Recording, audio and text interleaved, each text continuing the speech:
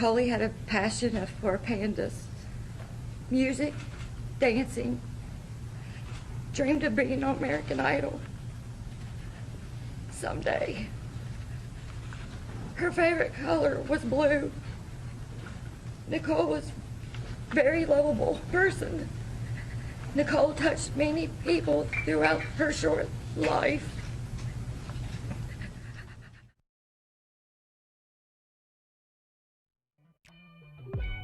Hello everybody and welcome to True Crime Banter, the podcast aimed at bringing you your dose of murder relaxation. So just sit back and enjoy.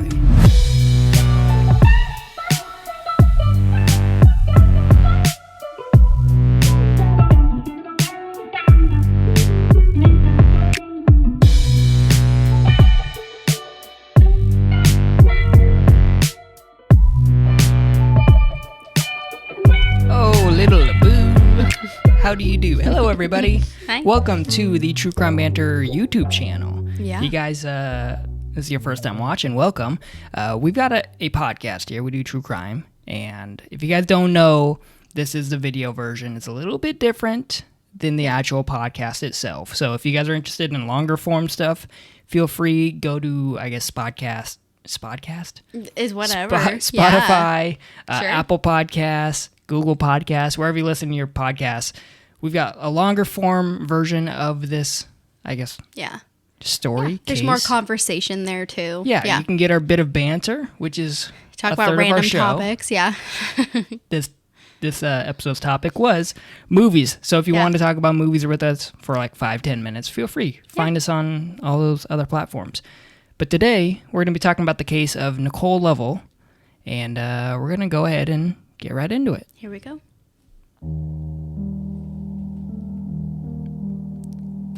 Tammy Weeks woke up early on the morning of January 27th, 2016, and knocked on her daughter's bedroom door. She didn't hear anything, so she knocked a few more times before opening it. She was shocked to find the door jammed, or more so blocked by something. She was able to get it open a couple inches and peeked through to see a small nightstand in front of the door. Now that she knew what it was, she pushed the door open with extra force this time, and what's inside was met with icy North Carolina air. The window was wide open and the bed was empty. Immediate panic set in. She had just seen her 13-year-old daughter, Nicole Lovell, last night when they said their goodnights. What could have possibly happened between then and now? Her first thought was to call her daughter's phone, but when the calls went straight to voicemail dozens of times, she knew the police needed to be informed. Even if she had just gone to a friend's house, she wanted to play it safe and make sure her daughter was found as soon as possible. Not only was Nicole gone, but Tammy had noticed her pill bottle on the desk, and after counting the pills, realized her daughter had not taken her medication that morning, which made her panic even more. Nicole had been born with liver issues, needing a transplant before her first birthday. She actually relied completely on these rejection meds to keep her alive, and a missed pill could be the difference between life and death. This put an extra level of stress and urgency on everyone to find her before it was too late. As police do when investigating, whether it be a missing person or homicide, knowing all they can about the person in question plays a big role. Did they have a history of running away? Known drug use? Or maybe alcohol? Who were her friends? Let's question them and see if this was a planned runaway or perhaps, and worst of all, this was completely out of the ordinary and something much more sinister was at play. What they hear from friends and family is that Nicole was a very normal teenager. She enjoyed hanging out with friends, and like many young kids these days, she was very active on multiple social platforms. That includes Snapchat, Facebook, Kick Messenger. Nicole did, however, have a complicated family history. Her mom, Tammy, and her dad, David, had her at a very young age, and before Nicole was even born, her father had left her mom and did some jail time for drug charges. David talks in interviews about having massive regrets his whole life about missing out on Nicole growing up and not being there for her. Tammy talks about how Nicole would sometimes act out because she, quote, wanted attention from her father. She wanted his love. From all accounts, it does sound like David was doing his best, even if it may have been a little too late, to make it up to Nicole. Of course, when her dad heard that she was missing, he headed straight over to join the massive search party that had formed. The party grew by the hundreds until about 1,200 people gathered in search of Nicole Lovell. It was during one of these searches that a mother of one of Nicole's friends came up to Tammy and pulled her aside. What she told Tammy wasn't anything she could have prepared for. Apparently, Nicole had been playing at this friend's house recently with some other girls and told the group that she was going on a date with an older boy and she was really excited about it. This boy went to college and his name was David. Nicole had even pulled up some text messages to prove it to her friends. The date was supposed to be last night, the night she vanished. Tammy knew Nicole spent time online and worried that she might have met somebody and snuck off with them. This wouldn't have been the first time that Nicole had boundary issues with social media. There had been a couple times when her parents had searched her phone, finding multiple inappropriate conversations between Nicole and what looked like fake profiles that were clearly those of older men posing as younger men. Her phone had been confiscated numerous times, but it looks like she had secretly downloaded the apps again. She let police know about this secret boyfriend immediately, and they dug into her socials to see what possible clues they could find. The police didn't have to look far, though. On Nicole's wall was a paper list of her accounts, usernames, and passwords. They started digging to see if they could find anyone under the name of, you guessed it, David. Now, Kik, I kind of knew what Kik was going into this story, something that I tried to dive into early on and never really got, I guess, into it. But for those of you who aren't really sure or don't really know what it is, it's basically just like a messenger app. It's similar to WhatsApp nowadays, where you can kind of go on. You don't have to, correct me if I'm wrong, you don't have to have an actual phone number to use it. You just need an email login. And do they even verify the email login? No. So anybody can log onto Kik, create an account, and start chatting away with, as long as you have the Kik username of the other person. Yep. Right? So that's kind of what Kik is for people who maybe are too young or, too old or never really got into it. That's what it is. So you can essentially remain anonymous to whoever you're talking to. Yeah. And on Kik is where they discover a conversation between Nicole and someone going by the ever-fitting username Dr. Tombstone. When an IP address was searched, it came up with the name David Eisenhower, an 18-year-old freshman at Virginia Tech, which just so happens to be the same name that they were looking for. After police identify David, a team works on digging up information on him, while another team heads out to question him. What the investigation team finds is a young engineering student, track star, and all-around good kid. People didn't have anything bad to say about him except maybe that he was a little bit cocky. He definitely wasn't someone you'd look at or read about and think, yeah, he's capable of something like this.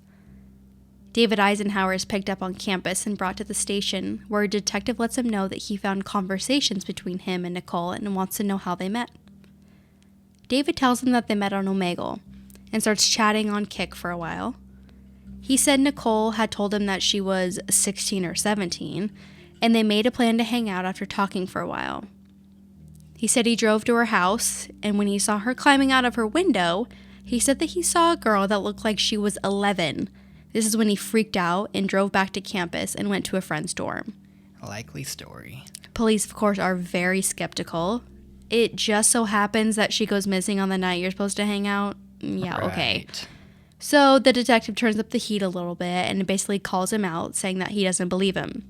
David's story doesn't change, but he does make an unusual, very unusual comment. He says, quote, "I think the police should look more into finding a body than trying to interrogate the last person who saw her alive, who clearly left the scene," end quote. Which, stupid. Yeah. Idiot. I mean, the first thing I said was, that came to mind when I first heard this was that my friend, they think she's alive. Yeah. She's just missing. So now you're talking about her being dead and looking for a body, like... This is where we're excited that people are stupid. Like, I'm glad you're this dumb. Yes, right, thank God exactly. you haven't thought this Right. a little bit further on. David had mentioned earlier, though, that in his interview that after he saw Nicole was a child, that he left and went to a friend's dorm on campus. And, of course, detectives want to know who this friend was. And this is where we enter the character, Miss Natalie Keepers. Natalie. So, Natalie, she was another Virginia Tech student. And when located, she willingly went to the police department and was actually incredibly helpful and upfront. When she was asked about David, she had nothing but great things to say about him. She even had no problem giving up her phone for a search. And while police were asking her some questions in the interrogation room, the tech team was busy combing through her history across the hall. And what they found in that phone was nothing but a fucking gold mine. Just to cover a few topics that hit for you guys. There were texts talking about cleaning up blood and the smell of blood. Or Natalie saying, "I smell like cleaning supplies." And this is no laughing matter, but it's so hard to not think of this as comical that you're this dumb. If this is your guys' so first hard. episode listening to, back in the day, during season 1, I used to talk about or say that, I don't remember exactly how I stated it, but it was like, please continue being stupid. Oh, yeah. For if you're going to be a criminal. Yeah, something please, along thank those God. lines, because this is exactly what they're looking for out Yeah. of these people. Exactly. So, yeah, she's got stuff like, "I smell like blood," or "I smell like..." I don't smell like blood, Yeah, but yeah, I yeah. smell like cleaning supplies. And then there's a text from David saying, get this, "So long as nobody finds the body for a week." Which, I mean, this is more than anything that law enforcement could have ever dreamed up Right. of, I guess, finding. Right. And so they, I guess, cross the hall and they confront Natalie, and she caves. Shocker. She simply states she's dead. And from there, Natalie tells the tale, and this tale, of course, is from her point of view, so you can kind of believe what you want, but she tells the tale about what happened that fateful night that Nicole climbed out of her window thinking that she was going on a harmless date with David. So Natalie states that David and Nicole had actually been seeing each other for a little bit before this date night, and they had actually been involved sexually. Apparently, Nicole wanted to be in a relationship, and David did not. But he was afraid that if he broke it off with her, that she was going to expose him for the child predator that he is. And that's when he decided that he needed to get rid of her. It turns out that Natalie also liked David and was more than willing to help him in whatever terrible deed he wanted to carry out. This was not a spur-of-the-moment crime. Natalie and David had went to a fast food restaurant that night that Nicole went missing before he picked up Nicole. They went over their plan, even driving around until they found the perfect place for him to kill Nicole at. This is why Nicole kept calling it a date, because David told her it was.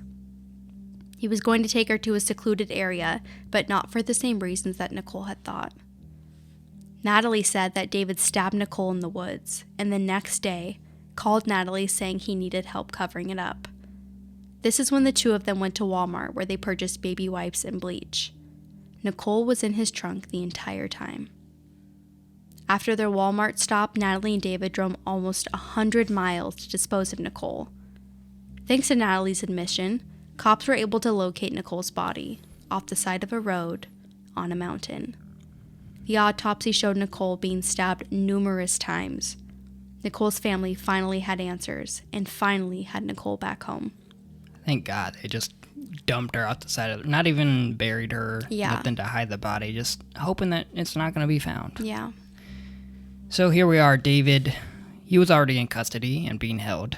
But now with Nicole's body being recovered, David was charged with first-degree murder, and Natalie was arrested and charged with concealing a body and being an accessory before the fact. The two were tried separately, with David going first. And no shock here, his team of attorneys decided to try and pin this on Natalie. This was fairly pointless, though, based on the amount of evidence that they had already had on David, which was obviously just insane. We talked about the text from David to Natalie before, or I guess from David to Nicole before Nicole died. Yeah. He was threatening her, saying that she better not tell anyone about them or else, quote unquote, they will hurt you, to Nicole. Nicole is then asking, why are you scaring me? Why, who's going to hurt me? And he just keeps stating that something will happen to her if she spills the beans. And this is just all showing motive for a reason for him to get rid of her, which is, I guess, strike one in this situation. Then there's the not so cryptic text between Natalie and David, stating things like, we have to, I guess we have one more thing to dispose of and we're home free. And not to mention the text we talked about earlier about hiding evidence, add in the text about cleaning supplies and smelling like blood from earlier. And that's kind of strike two on Mr. Davide. But then there's a surprising twist in the case. On the fourth day of trial, after days of showing the jury this mountain of evidence against him, David changes his plea to no contest, which you like to state as a bitch-ass way of saying I'm guilty. And so we talked about this on the full length of the podcast. This is basically, what is it called, the Alfred's plea? Yeah. Where you admit that there's enough evidence for you to be found guilty, and so you're basically conceding to guilt without actually admitting to guilt. You're saying, okay, there's a lot of stuff that shows that I did this, but, I'm not saying I did this. Exactly. Yeah, exactly. So David weasels his way out of the life sentence by doing this, and was convicted of 50 years in prison, followed by 20 years of probation. As for Natalie, her case took a while to put together, but 2.5 years after the death of Nicole, Natalie was sentenced to 40 years in prison. Her defense made a weak attempt at saying her confession was coerced, but with the video proof against it, the jury quickly dismissed this and sentenced her. So there still seems to be a bit of confusion or question about who the real mastermind of this crime is. Nicole's father, David, he states on Dr. Phil that he still isn't sure either. He believes it could have been Natalie, with her motivation being jealousy. She was possibly in love with David and saw Nicole as a threat. But then there's the other side, the side that believes David knew Natalie would do anything to help him, anything to solve a problem, even if that problem was a 13-year-old girl. We all know the stories, the warnings. We think our kids are safe because our front door is locked. But what happens when the monsters are locked inside with us? Creeping, lurking in our inbox, wishing us a good night over Facebook, or liking our daily posts. Nicole was, unfortunately, one of many, but that doesn't mean her story doesn't matter. Even adults fall victim to lying faces online. Why do we let them in? Perhaps we want a friend. Perhaps we feel alone. Perhaps we all just want to be accepted. Is that really so bad? And that is the case of Nicole Lovell. 13 years old. Yeah, I too young. when we recorded the podcast version of this, we kind of discussed who might be the mastermind of it. So if you guys want to know what we think, feel free to go listen to the full podcast. But, we can talk about it here because maybe you guys don't want to listen to it because you just listened to it pretty much. Yeah. If David knew that she was 13 years old and continued this relationship with her, I think you got to default to him. Yeah. I think he's manipulative, whether it means he has to date somebody that's, a preteen pretty much, or you're just fucked in the head. I think there was also the most to lose from his point of view. He had a good, quite literally a track record. He was on a track team. He was the star of his track team. He had an engineering degree he was working on, and he was caught by Nicole, obviously. Yeah. There was proof on Nicole's phone, and then now Natalie knew about it. that could potentially ruin his future career. I mean, you're 18. Yeah, true. Yeah. You're just starting on this Yeah, like things are just college getting career. You're kind of starting with some goals, and you're fucking around with a child. Yeah. That could ruin your entire life. You just got started. Like, why would that not be a big enough motive to get rid of someone? Right. Yeah. And, What I mean, does you're gonna Natalie have to lose by any of this? Yeah, exactly. You know? I guess that's the only thing. He knew that he had an easy pawn to help him. That's what it was. I guess the only thing would be if you want to give Natalie the ultimate credit of being a super duper mastermind. Yeah. To where you're trying to get back at one, Nicole for stealing your man, and then two, I'm going to make this man pay for not picking me over her. But you're giving a lot of credit to someone who's also... And there was also at least nothing that came forward. There was no history of Natalie and David anything romantic. True. I mean, in interviews too on 48 Hours and stuff, I mean, there was a few... or A&E, there was a few detectives on there that were like, yeah, we still don't quite get what Natalie was doing because it doesn't look like there's any proof that David had any interest in Natalie. But when they were interviewing her, their impression before they let her know they had all this evidence, asking about her, asking her about David, was she was like, yeah, he's so great. He's so amazing. Well, so, I mean, you never know. I think he knew he had an easy sidekick. Like, he was like, okay, this chick will do anything. Yeah, he knew. And maybe someone to pin it on during, that's true. You know, court. Yep. So, all right. Well, I hope you guys enjoyed that story, that case. Yeah. If you want a little bit more, like, detailed conversation, check out Spotify. Yeah, for sure. We got some bit of banter there. If you guys did enjoy it, hit the like button. If you... I don't know if you loved it, hit the subscribe button. Also, I forgot to say this in Spotify, but happy late birthday to Riley. Oh, shit. 31 has never looked so Asian. Well, I mean, anyways, hope you guys enjoyed it. This has been the True Crime Banter podcast, and you guys will hear from us next time. Yeah. All right. Bye, guys. You're the Adios. best. Cool. Love you. Bye.